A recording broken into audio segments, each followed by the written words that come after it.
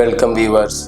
அது சரியா ஜூன் 9, 1996, கன்னியாகுமரி மாவட்டம் நாகர்கோவிலில் இருக்கிற சப்ஜெயிலில் மணி அப்போ சரியா 3:30 நெருங்கிட்டு இருந்துச்சு. அந்த ஜெயிலில் இருக்கிற கைதிகள் எல்லாருமே நல்லா அசந்து தூங்கிட்டு இருந்த நேரம் அது. அப்போது அந்த ஜெயில் காம்பவுண்டில் ஒரு ஏணி சாத்தப்படுது. அந்த ஏணி வழியாக 35 பேர் கொண்ட ஒரு கும்பல் அந்த ஜெயில் காம்பவுண்டுக்குள்ளே இறங்குறாங்க. அப்படி இறங்கின அந்த கும்பல் தான் கையில் வச்சுருந்த ஸ்மோக்கர் பாம் அப்படின்னு சொல்லக்கூடிய அந்த மயக்க மருந்து பாமை அங்கே இருக்கிற ஒவ்வொரு பிளாக் முன்னாடியும் வீச ஆரம்பிக்கிறாங்க. என்ன ஏதுன்னு அங்கே இருக்கிற போலீஸ் எல்லாருமே அந்த இடத்துக்கு ஓடி வர கையில் வச்சிருந்த கொடூரமான ஆயுதங்களால் போலீஸை மிரட்டி அந்த சி பிளாக்கை ஓப்பன் பண்ண சொல்கிறாங்க. அப்படி ஓப்பன் பண்ண அந்த பிளாக் உள்ளே இருக்கிற எல்லா கைதிகளையும் வெட்ட ஆரம்பிக்கிறாங்க. அதில் ஒரே ஒரு கைதியை மட்டும் துண்டு துண்டாக கிட்டத்தட்ட 127 டைம் வெட்டி கொடூரமான முறையில் அந்த நபரை கொல்றாங்க. அப்படி கொன்னது போதாதுன்னு அந்த நபருடைய தலையை அறுத்து கொண்டு போய் வடச்சேரி பஸ் ஸ்டாண்டில் கொண்டு போய் வச்சுட்டு அந்த கும்பல் எஸ்கேப் ஆக ஆரம்பிக்குது. காலையில் பஸ் ஸ்டாண்டுக்கு கூட ஆரம்பித்த பொதுமக்கள் எல்லாருமே அதில் வைக்கப்பட்டிருந்த அந்த தலையை பார்த்து எல்லாருமே அலறி அடிச்சுட்டு ஓட ஆரம்பிக்கிறாங்க. நாகர்கோவில் ஊரே கலவர பூமி ஆகுது. ஜெயிலில் இருந்த லிங்கத்தை யார்ப்பா இவ்வளோ கொடூரமான முறையில் போய் கொன்னது அப்படின்னு ஒட்டுமொத்த ஊர் மக்களுமே பேச ஆரம்பிக்கிறாங்க. ஜெயிலில் கைதியாக இருந்த ஒரு நபரை ஜெயிலுக்குள்ளேயே போய் இவ்வளோ கொடூரமான முறையில் கொல்றதுக்கு காரணம் இல்லை. தென் தமிழக மக்களாலே தெற்கத்தி டெர்மினேட்டர் என்று அழைக்கப்பட்ட லிங்கம் ஏன் இவ்வளவு கொடூரமான முறையில் ஜெயில் உள்ளே வச்சுக்கு கொலை செய்யப்பட்டார்? அவ்வளவு கொடூரமாக அவர் செத்ததுக்கப்புறமா அவர் தலையையும் அறுத்து கொண்டு மக்கள் கூடுற இடத்துல கொண்டு வைக்கிறதுக்கு காரணம் என்ன? இதை பற்றி தான் இந்த சேனலில் நம்ம இன்னைக்கு ஃபுல்லாக டீகோட் பண்ண போகிறோம். நீங்கள் பார்த்துட்டு இருக்கிறது பிரபா டீகோட்ஸ். நான் உங்கள் பிரபா. வாங்க இன்னைக்கு வீடியோக்குள்ளே போகலாம்.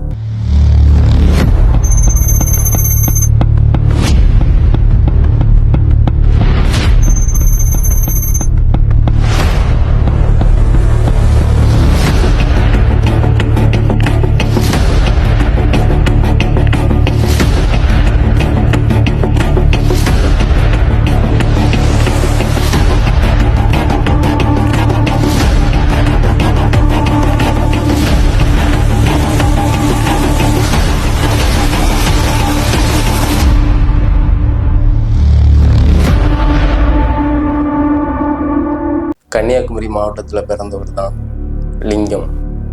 இவருடைய முழு பேர் முத்துலிங்கம். இவருக்கு அப்போ வயசு 24. இவர் அந்த ஊர்லேயே பெரிய கபடி பிளேயர். ஆனால் தான் போலீஸ் ஆகி பெரிய அதிகாரி ஆகணும் அப்படிங்கிற லட்சியத்தோட போலீஸுடைய ட்ரைனிங் எல்லாமே முடிச்சுட்டு ரிசல்ட்டுக்காக வெயிட் பண்ணிட்டு இருக்காரு. அப்படி ஒரு நாள் இவர் பீச்சில் எக்ஸசைஸ் பண்ணிட்டு இருக்கும்போது 6 பேர் கொண்ட கும்பல் ஒரு நபரை விட்டதுக்கு வராங்க. தன் கண்ணு முன்னாடியே இவ்வளோ பெரிய அநியாயம் நடக்குது அப்படிங்கிறக்காக அந்த 6 பேர் கூடயும் அவர் சண்டை போட்டு அந்த நபரை காப்பாற்றிடுறாரு. அந்த நபர் பேர் தான் பிரபு. இவர் நாகர்கோவில் அகசீஸ்வரத்தை சேர்ந்தவர். இவர் ஒரு பெரிய பணக்கார வீட்டு பையன். அப்படி காப்பாற்றப்பட்ட இந்த நபர், நீ என் உயிரையே காப்பாற்றிட்ட, நீ தான் என்னுடைய உயிர் நண்பன், நீ இனிமே என் கூடயே தான் இருக்கணும், உனக்கு என்னெல்லாம் வேணுமோ நீ என்கிட்ட கேளு, நான் உனக்கு பண்ணித்தரேன் அப்படின்னு சொல்ல, எனக்கு நீ எதுவும் பண்ண வேண்டாம், நான் போலீஸ் ட்ரைனிங் எழுதியிருக்கேன், போலீஸ் ட்ரைனிங்லாம் முடிச்சிருக்கேன், எக்ஸாம் எல்லாமே எழுதிட்டு ரிசல்ட்டுக்காக வெயிட் பண்ணிகிட்ருக்கேன், நான் போலீஸ் ஆகணும், இதுதான் என்னுடைய லட்சியம்னு சொல்லி அவரும் சொல்ல, சரி ஓகே நீ போலீஸ் ஆகிற வரைக்கும் என் கூடயே இரு அப்படின்னு சொல்லி இவங்களுடைய நட்பு வளர ஆரம்பிக்குது. சரியா ஜூன் 15, 1987 ஏர்வாடியில் ஒரு கபடி மேட்ச் இருக்குடா. நம்ம எப்பவுமே நாங்கள் ரொம்ப தோற்றுக்கிட்டு தான் வரோம், அதனால் நீ இந்த தடவை எங்கள் டீமில் வா, நீ வந்தால் ஜெயிச்சிடலாம், நீ வேற நல்ல கபடி பிளேயர், நல்ல கபடி விளாட்றோன்னு நீ சொல்கிற, மற்ற எல்லாருமே சொல்கிறாங்க, அதனால் நீ எங்கள் டீமுக்கு விளாண்டனா நம்ம டீம் கண்டிப்பாக ஜெயிச்சிடும்டா அப்படின்னு அவரும் சொல்ல, சரி இப்போ நம்ம சும்மா தானே இருப்போம், நம்மளுக்கு தான் இன்னும் ரிசல்ட் வரலன்னா அப்படின்னு சொல்லி அவரும் சரி போகலான்டான்னு சொல்லி அவங்க 2 பேருமே போக ஆரம்பிக்கிறாங்க. ஆப்போசிட்டில் விளாடுற ஏர்வாடி டீம் ஜெயசீலன் அப்படிங்கிற அவருடைய டீம். ஜெயசீலன் ஒரு யார், அந்த ஏரியாவிலே ஒரு பெரிய ரவுடி மாதிரி. எந்த கட்ட பஞ்சாயத்து, அந்த ஊரில் என்ன சண்டைகள் எது நடந்தாலும் இவர்கிட்ட கேட்காம எதுவுமே நடக்காது. அப்படிப்பட்ட அந்த டீமுக்கும் இவங்களுக்கு இந்த டீமுக்கும் கபடி மேட்ச் நடக்குது ஏர்வாடியில். அப்படி மேட்ச் நடந்துட்டு இருக்கும்போது நடுவரான ஒருத்தர் தீர்ப்பு ஒரு பக்கமாகவே சாதகமாகவே தன்னுடைய ரிசல்ட்டை சொல்ல ஆரம்பிச்சிட்ருக்கார். இது இவங்களுடைய போக்கு லிங்கம் இந்த டீமுக்கு சுத்தமாக பிடிக்கல. நம்ம எவ்வளோ தான் கரெக்டாக விளாண்டாலும் நடுவர் என்ன அந்த டீம் சாதகமாகவே எல்லாமே சொல்கிறாரு அப்படின்னு அந்த 2 டீமுக்கும் கை கலப்புகள் வர ஆரம்பிக்குது. அப்படி மேட்ச் முடிகிற நேரத்தில் அந்த ஊரில் பவர் கட் ஆகுது. அப்படி பவர் கட் ஆகி 10 நிமிஷத்தில் மறுபடியும் கரண்ட் வந்துடுது. ஆனால் அப்படி கரண்ட் வந்த நேரத்தில் ஜெயசீலன் இரத்த வெள்ளத்தில் இறந்து கிடக்காரு. இதை பார்த்த உடனே அந்த ஊர்க்காரங்களுக்கும் லிங்கம் டீமுக்கும் பெரிய அதிர்ச்சி. யார்டா இப்படி கொடூரமான முறையில் இவரை கொன்னது அப்படின்னு பார்க்குறதுக்குள்ள இவங்க டீமில் உள்ளவங்க எல்லாருமே நம்ம இந்த இடத்துல இருக்க வேண்டாம், நம்ம கிளம்பிடுறோன்னு அங்கேருந்து எல்லாருமே எஸ்கேப் ஆகிடுறாங்க. ஆனால் இது போலீஸில் கம்ப்ளைண்ட் ஆகுது. இந்த ஜெயசீலங்கிறவரை இந்த டீம் தான் கொன்னுட்டாங்க, ஆரம்பத்துலேருந்தே இவங்களுக்குள்ள கை கலப்பு வந்துச்சு அப்படின்னு சொல்ல லிங்கம் தன்னுடைய போலீஸ் வேலைக்கு இதாக ஆயிருமோ, பாதிப்பு வந்துருமோ, செய்யாத குத்தத்துக்காக நம்ம பேரை இப்படி சேர்த்துட்டாங்களே அப்படின்னு சொல்லி அவர் தலைமறைவாயிறாரு. மற்றவங்க எல்லாத்தையும், அதோடு இவருடைய க்ளோஸ் ஃப்ரெண்டான பிரபுவையும் கைது பண்ணுறாங்க.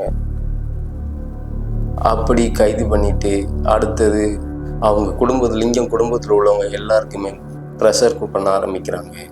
இன்னும் 2 நாள் டைம், இன்னும் 3 நாள் டைம், அதுக்குலாம் வரலனா உங்கள் எல்லாத்தையுமே நான் உள்ளே தூக்கிடுவேன் அப்படின்னு சொல்ல இந்த நியூஸ் லிங்கத்துக்கு போகுது. லிங்கம் மறுபடி தானாகவே வந்து சரண்டர் ஆயிடுறாரு. ஆனால் அவர் எவ்வளவோ சொல்லியும் இந்த கொலைக்கும் எனக்கும் எந்த சம்மந்தமும் கிடையாது அப்படின்னு சொல்லியும் போலீஸ் ஏற்றுக்கல. உன்னை 3வது நபராக தான் போட்டிருக்கேன், மெயின் குற்றவாளியாக வேற ஆட்களை தான் போட்டிருக்கேன் அப்படின்னு சொல்ல இவரும் ஒரு வழியாக நம்ம இந்த கேஸில் இருந்து விடுபட முடியாதோ அப்படிங்கிற மாதிரி இருக்க கரெக்டாக அந்த நேரத்தில் தான் இவருக்கு போலீஸில் சேர சொல்லி ஆர்டரும் வருது. ஆனால் இவர் மேலே எஃப்ஐஆர் கேஸ் இருக்கிறதுனால இந்த போலீஸ் வேலை உனக்கு கிடைக்காது, நீயே ஒரு ரவுடித்தனம் பண்ணிட்டு கொலை பண்ணிட்டு நீ போலீஸில் சேரணும்னு ஆசைப்படுறியா அப்படின்னு சொல்லி அந்த ஆர்டரை ரிஜெக்ட் பண்ணிடுறாங்க.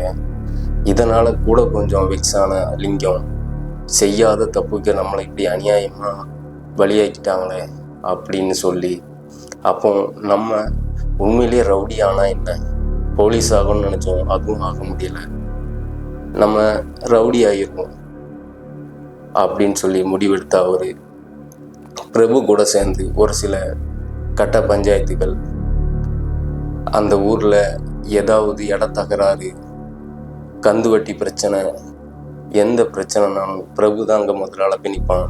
அவருக்கு சப்போர்ட்டாக இவரும் போய் நிற்பார். அப்படியே இவங்களுடைய நட்புகள் வளருது. வளர வளர இவங்களுடைய ரவுடிசமும் வளருது. ஒரு நேரத்தில் இனிமேல் நாங்கள் தான்டா, எங்களை மீறி எதுவும் நடக்காதுடா அப்படிங்கிற அளவுக்கு சொல்கிற அளவுக்கு இவங்க அந்த ஊர்லேயே நல்லா ரவுடியாக ஃபார்ம் ஆகிடுறாங்க. இப்போ உள்ள காலங்கள் மாதிரி டாஸ்மார்க் எல்லாமே கிடையாது. அப்போ உள்ள காலங்களில் கள்ள சாராயம் தான் நம்பர் 1. அப்போது அந்த ஊர்லேயே யார் பெரிய ஆளாக இருக்காங்களோ, எத்தனை சாராய கடை வச்சுருக்காங்களோ அவங்க தான் பெரிய பண்ணையார், பெரிய ரவுடிசம் பண்ணுற மாதிரி. அப்படி அந்த ஊரில் தங்கப்பாண்டியன்னு ஒரு பெரிய ஆள் ஒரு 15-16 கடை வச்சுருக்கார் சாராய கடை. அந்த சாராய கடைக்கும் இவங்களுக்கும் அடிக்கடி தகராறு வந்து ஒரு நேரத்தில் அவர் தங்கப்பாண்டியனையே இவங்க அடித்து அந்த கடைகள்லாம் உடைச்சி அவங்க கடைகள் எல்லாத்தையும் இவங்களுடைய கண்ட்ரோலுக்கு எடுக்கிறாங்க. அதுக்கப்புறம் ரவுடிகளாக இருந்த இவங்களுக்கு நல்ல செல்வாக்கும் கூட ஆரம்பிக்குது. இனிமேல் எதுவாக இருந்தாலும் நம்ம ஃபேஸ் பண்ணிக்கலாம் அப்படிங்கிற அளவுக்கு போலீஸுக்கிட்டே இவங்க டீலிங் பேசுகிற அளவுக்கு, போலீஸுக்கு மாமூல் கொடுக்குற அளவுக்கு இவங்க 2 பேருமே வளர்ந்து வந்துடுறாங்க. லிங்கத்துக்கு கார் மேலே ரொம்ப ஒரு எப்படி சொல்கிறதுன்னா, கார்னா ஒரு கார் லவ்வர். அவருக்கு கார்னா ரொம்ப பிடிக்கும். காரில் நம்ம சுற்றிட்டே இருக்கணும், நம்ம வீட்டில் எப்பவுமே ஒரு கார் நிற்கணும் அப்படிங்கிற மாதிரி. அப்போ உள்ள காலகட்டங்களில் அம்பாஸ்டர் கார் தான் நம்பர் 1. யார் வீட்டிலலாம் அம்பாஸ்டர் கார் இருக்கோ அவங்களாம் பெரிய பணக்காரங்க, பண்ணையாராக பார்க்கப்பட்டாங்க. அரசியல்வாதியிலிருந்து பணக்காரங்க வரைக்கும் அம்பாஸ்டர் கார் தான். அப்படி ஒரு கார் லிங்கம் வாங்குறாரு. அப்படி அந்த கார் வாங்கி ஒரு மாதத்துக்குள்ளேயே அந்த காரை பிரபு கேட்க ஆரம்பிக்கிறான். நான் இந்த மாதிரி வெளியே போக வேண்டியது இருக்குது, எனக்கு உன்னுடைய காரை கொஞ்சம் கொடு அப்படின்னு சொன்னோன்னே, சரி உயிர் நண்பனாச்சே, எப்படி கேட்டோன்னே இல்லைன்னு சொல்ல முடியும், சரி போயிட்டு வாடா அப்படின்னு சொல்லி அந்த காரை கொடுக்க, அன்னையிலிருந்து தான் அவங்களுக்குள்ளேருந்து பிரச்சனை ஆரம்பிக்குது. அப்படி என்னடா அந்த காரில் என்னடா பிரச்சனை, காரை அவர் கேட்டான்னு தானே கொடுத்தாரு அப்படின்னா, அந்த காரில் கள்ள சாராயத்தை இவங்க ஒரு இடத்துலேருந்து இன்னொரு இடத்துக்கு கொண்டு போயிட்டு இருக்கும்போது, அதாவது இவங்க ஏரியா விட்டு வெளி மாவட்டத்தில் போய் அந்த கார் மாட்டுது. அதாவது போலீஸ்கிட்ட அந்த கார் சிக்குது. அந்த காரில் உள்ளவங்க எல்லாத்தையுமே அந்த காரையும் சேர்த்து போலீஸ்காரங்க சீஸ் பண்ணிடுறாங்க. ஆனால் லிங்கத்துக்கு இது சரியான கோபம். நீ காரில் சாராயத்தை எடுத்துகிட்டு போகிறேன்னா என்கிட்ட கேட்ட அப்படின்னு சொன்னால், அதுக்கு நான் வேறு ஏதாவது காரை அரேஞ்ச் பண்ணியிருப்பேன், இல்லை வேறு ஏதாவது ஐடியா கொடுத்துருப்பேன், நீ என்கிட்ட கேட்காம கொள்ளாமல் இப்படி நீ இது பண்ணுற அப்படின்னு சொல்லி அவங்களுக்கு வாக்குவாதம் பண்ண. உனக்கு உன் கார் தானே, நான் எப்படியாவது வெளியே எடுத்து வந்துடுறேன்னு சொல்லி பிரபுவோடைய அண்ணன் தேவராஜ் ஒரு பெரிய அட்வொகேட். இவங்களுக்குள்ள எலிகளாக எந்த பிரச்சனை வந்தாலும் அவர் தான் அதை சால்வ் பண்ணி வைப்பார். போலீஸ் தான் பிரச்சனையை கோர்ட்டில் எதுவும் போய் ஃபேஸ் பண்ணுறது எல்லாமே அவர் தான் இது பண்ணுவார். அப்படி தான் அண்ணங்கிட்ட சொல்லி அந்த கார் லிங்கம் கார், அந்த காரை மட்டும் எப்படியாவது மீட்டி கொடு, கேஸை கூட நம்ம பார்த்துக்கலாம் அப்படின்னு சொல்ல, அவரும் கோர்ட்டில் போராடி அந்த காரை மட்டும் எடுத்து கொடுத்துட்றாரு. அப்படி எடுத்து கொடுத்த அந்த காரை லிங்கம், இது நான் ஆசையாக வாங்கினேன், ஆனால் இந்த கார் ஜெயில் வரைக்கும் போயிட்டு வந்துட்டு, இனிமேல் இந்த கார் எனக்கு வேண்டாம், இந்த காரை நீயே வச்சுக்கோ அப்படின்னு சொல்ல, அதுக்கு அவரும் ஒரு சின்ன அமௌண்ட் கொடுத்துருக்காரு. ஆனால் கொஞ்ச நாளைக்கு அப்புறம் அந்த காரை ஒரு பெரிய அமௌண்ட்டுக்கு வேற ஒரு ஆள்கிட்ட வித்துடுறாரு. அப்போ இதிலிருந்து அவங்க 2 பேத்துக்குள்ள பெரிய மனஸ்தாபம் ஏற்படுது. என் காரை நீயே கொண்டு போய் போலீஸில் மாட்ட வைப்ப, அதுக்கப்புறம் எனக்கு கொஞ்சம் அமௌண்ட் கொடுத்துட்டு அதை நீ பெரிய விலைக்கு நீ லாபம் பார்த்துருவ. அப்போ இந்த இதில் உனக்கு எல்லாமே உனக்கு லாபமாக தான் நடக்குது, நான் ஆசைப்பட்ட காரை நீ இப்படி பண்ணிட்டேன்னு சொல்லி அவங்க 2 பேத்துக்குள்ள மோதல் ஆரம்பிக்குது. அப்போ அவர் அண்ணன் சமாதானப்படுத்துறாரு. ஆனால் இருந்தாலும் அவங்க முழுசாக சமாதானம் ஆகலை. அன்னையிலிருந்து ரொம்ப நாள் இவங்களுக்குள்ள பேச்சுவார்த்தை இல்லாமலே இருந்திருக்கு. ஒரு நாள் லிங்கத்துடைய சாராய கடையை ஏதோ 5-6 பேர் அடித்து உடைச்சிட்டு போக, லிங்கத்துக்கு நியூஸ் வருது, உன்னுடைய ஃப்ரெண்டு பிரபு தான் இப்படி உங்கள் 2 பேத்துக்குள்ள இருக்கிற சண்டையில் நீ வச்சிருக்க சாராய கடையை அடித்து உடைச்சிட்டு போயிட்டான் அப்படின்னு சொல்ல, இவரும் பதிலுக்கு போய் அவருடைய வீட்டை எல்லாத்தையுமே அடித்து உடைச்சிட்டு வர்றாரு. இதில் பிரபு ரொம்பவும் ஆத்திரமாயிடுறான். நாம தான் அவனை உருவாக்கி விட்டோம், அவன் இப்போ நம்மளை மிஞ்சி வந்துடுவான் போல இருக்கு, இவனை இதோட விடக்கூடாது அப்படின்னு சொல்ல, தான் வீட்டை யாரெல்லாம் அடித்து உடைச்சா அப்படின்னு சொல்லி அவன் லிஸ்ட் எடுத்து பார்க்கும்போது, லிங்கத்துடைய வலதுகைன்னு சொல்லக்கூடிய நாகராஜுங்கிற ஒரு நபர் தான் அப்படின்னு சொல்லி சொல்லணும்னு அவனை துண்டு துண்டாக வெட்டி ரொம்பவும் மோசமான முறையில் அவனுடைய ஃப்ரெண்டை கொல்றாங்க. இதில் ஆத்திரம் அடைஞ்ச லிங்கம், நீ ஏன் டீம் ஆள்களே இவ்வளோ கொடூரமாக கொள்ள ஆரம்பிச்சிட்டியா, இனிமேல் ஒன்றை சும்மா விடக்கூடாது, தனக்கு எல்லாமா இருந்த நாகராஜை இப்படி கொடூரமான முறையில் கொன்னுட்டு இவன் அந்த கேஸில் உள்ளே போயிட்டு இவன் அண்ணன் மறுபடியும் அவனை வெளியெடுத்துட்டான, இவன் செஞ்ச தப்புக்கு தண்டனை அணிப்பான்னு பார்த்தா அவன் கொஞ்ச நாளில் வெளியே வந்துட்டான் அப்படின்னு சொல்லி ஆத்திரமான லிங்கம், இதுக்கெல்லாம் அவன் அண்ணன் இருக்க தைரியத்தில் தானே நீ இந்த ஆட்டம் போடுற அப்படின்னு சொல்லி அவனுடைய அண்ணனை ஹாஸ்பிட்டலில் ஏதோ ஒரு செக்கப் போயிட்டு வந்துட்டு இருக்கும்போது அவரை ஹாஸ்பிட்டல் வாசலில் வச்சு அவரை கொடூரமான முறையில் பதிலுக்கு பதிலாக அவரை கொண்டுறாங்க. இதனால் ஆத்திரமடைஞ்ச பிரபு இவனுடைய சாராய கடை மீதம் இருக்கக்கூடிய சாராய கடைகள் எல்லாத்தையுமே அடித்து உடைக்க ஆரம்பிக்கிறான். மறுபடியும் இவன் கூட்டத்தில் இருந்த இன்னும் 2 பேரை கொடூரமான முறையில் கொள்கிறான். அப்போ இவங்க டீமில் இருக்கிற ஆள் எல்லாருமே சொல்கிறாங்க, நம்ம எல்லாத்துக்கும் காரணம் அவன் அண்ணன் தான், இவனை வெளியே எடுக்கிறான்னு சொல்லி நம்ம அவனை கொண்டான். இவன் பதிலுக்கு நம்ம ஆட்கள் எல்லாத்தையுமே இவன் கொண்டிருக்கான். அவன் உயிரோடு இருக்கிற வரைக்கும் நம்ம வாழவும் முடியாது, வளரவும் முடியாது அப்படின்னு முடிவு பண்ண அவங்க பிரபுவை கொல்றதா முடிவு பண்ணுறான். ஒரு நாள் அவன் தன்னுடைய ஃபங்க்ஷன்லாம், ஃபேமிலி ஃபங்க்ஷன் எல்லாமே மண்டபத்தில் பிடிச்சிட்டு வீட்டுக்கு வர்றதுக்கு முன்னாடியே அவங்க வீட்டிலே போய் லிங்கத்துடைய ஆட்கள் எல்லாருமே பதுங்கி இருக்கிறாங்க. சரியாக இவன் வீட்டுக்குள்ளே வந்ததுக்கப்புறம் இதே மாதிரி ஒரு பாம் அடித்து அவன் நில குலைஞ்சதுக்கப்புறம் அவனை அதே வீட்டு வாசலில் விடிய காலம் எல்லாரும் மக்கள் நடமாட்டம் இருக்க அந்த ஏரியாவில் வச்சு அவனை பெட்ரோல் ஊற்றி உயிரோட எரிக்கிறாங்க. அவன் தன் கொடூரமான முறையில் தன் கண்ணு முன்னாடி சாவறத அவங்க பார்த்துட்டு அதுக்கு பிறகு அந்த டீம் எல்லாமே கிளம்ப ஆரம்பிக்குது. அப்போ அந்த டீமில் உள்ளவங்க எல்லாத்துக்குமே ரொம்ப சந்தோஷத்தோடு போகிறாங்க. இனிமேல் நம்மளுக்கு எதிரியே இல்லை, இனிமேல் இங்கே நம்ம மட்டும்தான், இனிமேல் இங்கே 2ங்கிற பேச்சுக்கெலாம் இடம் இல்லை, இனிமேல் இங்கே 1 தான், இனிமேல் நம்ம மட்டும்தான் அப்படின்னு சொல்லி அவங்களுடைய தொழில்களும் அவங்களுடைய ரவுடிசமும் தனி சாம்ராஜ்யமாக நடக்க ஆரம்பிக்குது. காலங்கள் இப்படியே போய்கிட்டே இருக்கு. ஒரு நாள் லிங்கத்துக்கும் அந்த ஊரில் இருக்கிற போலீஸுக்கும் ரொம்ப வாய் தகராறு இதாகி ஏதோ ஒரு பஞ்சாயத்தில் 2 பேருக்குமே ரொம்பவும் வாக்குவாதத்தில் ஆரம்பித்த அந்த இது கை கலப்பாக மாறுது. அப்போ இவர் போலீஸ் மேலே கை வச்சதாகவும் சொல்கிறாங்க. ஆனால் முழுசாக ஃபுல் டீட்டெயில்ஸ் என்னால் அதில் கலெக்ட் பண்ண முடியல. போலீஸுக்கும் லிங்கத்துக்கும் மறுபடியும் ஏதோ ஒரு பிரச்சனை ஏற்பட்டதாகும். அப்போ அந்த போலீஸ் எல்லாமே இவன் இவ்வளோ நாள் இவ்வளோ துளியம் பண்ணிகிட்டு இருக்கான், நம்ம வேடிக்கை பார்த்துட்டு இருந்தோம், இவன் ஆட்டை கடிச்சு மாட்டை கடிச்சு கடைசியாக நம்மக்கிட்டே உரச ஆரம்பிச்சிட்டான், அதனால் இனிமேல் இவன் உயிரோடு இருக்கக்கூடாது அப்படிங்கிறதுல அந்த பிரபுவுடைய கேஸில் இவனை அரெஸ்ட் பண்ணி உள்ளே எடுக்கிறாங்க. அப்படி உள்ள மதுரை ஜெயிலில் கொண்டு போய் இவரை வைக்காங்க. மதுரை ஜெயிலில் லிங்கம் தன்னுடைய ஜாமீனுக்கு அப்பீல் பண்ணிட்டு இருக்கும்போதே இங்கே நாகர்கோயிலில் ஒரு பிளான் நடந்துட்டுருக்கு. போலீஸ் இறந்து போன பிரபுவுடைய நண்பர்கள், சொந்தக்காரங்க, ஃபேமிலி, அவங்களுடைய வட்டாரத்தில் உள்ள பசங்க, அவங்க டீமில் இன்னும் பேலன்ஸ் யார் யாரெல்லாம் இருந்தான் அப்படிங்கிற எல்லாத்தையுமே கூப்பிட்டு இப்படி கொடூரமான முறையில் உயிரோடு எரிச்சு வச்சுட்டு போயிட்டானே, அவனை நீங்கள் பதிலுக்கு எதுவும் பண்ணணும்னு சொல்லி இது இல்லையா அப்படின்னு சொல்ல, எங்கே சார் என்ன பண்ண, அவனுக்கு ஆள் பலமும் அதிகமாக இருக்குது, போலீஸும் நீங்களும் அவனுக்கு தான் சப்போர்ட் பண்ணுறீங்க அப்படின்னு சொல்ல, நீங்கள் செய்யுங்க, நாங்கள் எதுவுமே கண்டுக்கிட மாட்டோம்னு சொல்லி போலீஸும் சப்போர்ட் பண்ணதா சொல்லப்படுது. சார் இப்போ அவன் மதுரை இதுலலாம் சார் அவனை எப்படி சார் பண்ணுறது, அவன் வெளியே வரட்டும் சார், நாங்கள் ஏதாவது பண்ணுறோம் அப்படின்னு சொன்னேன்.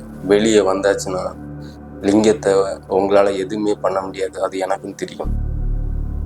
ஏன்னா அவன் உள்ளே இருக்கும்போதே நீங்கள் ஏதாவது பண்ணால் தான் பண்ண முடியும், வெளியே வந்தாச்சுன்னா அவன்கிட்ட யாரும் நெருங்க முடியாது அப்படின்னு சொல்ல, இவங்க எல்லாரும் ஆமாம், அவன் வெளியே வந்தாச்சுன்னா அவனுடைய டீம் கூட இருப்பான், அவன் எங்கே இருக்கான், அவன் என்ன இது பண்ணுறான், ஏன்னா பாம்பு செய்கிறதுல பயங்கர எக்ஸ்பர்ட்டு, அவனுக்கு பேர் டெர்மினேட்டர்னு பேர் வர்ற காரணமே அவன் பாம்பு செய்கிறதுல பயங்கர எக்ஸ்பர்ட், 10 நிமிஷத்திலே கிட்டத்தட்ட 100 பாம்பு செய்யக்கூடியவன். அப்படிங்கனால இவனை ஜெயிலுக்குள்ளே வச்சு தீர்த்து கட்டினா தான் உண்டு அப்படின்னு முடிவு பண்ண அவங்க போலீஸ்காரங்க, நாங்கள் அவனை நாகர்கோயில் சப் ஜெயிலுக்கு மாற்றுறோம், அதுக்கேற்ற மாதிரி நீங்கள் பிளான் பண்ணிக்கோங்க அப்படின்னு போலீஸ் சொன்னதாகவும் சொல்லப்படுது. அப்படி இன்டர்வியூவில் சொன்ன மாதிரி ஜூன் 9, 1996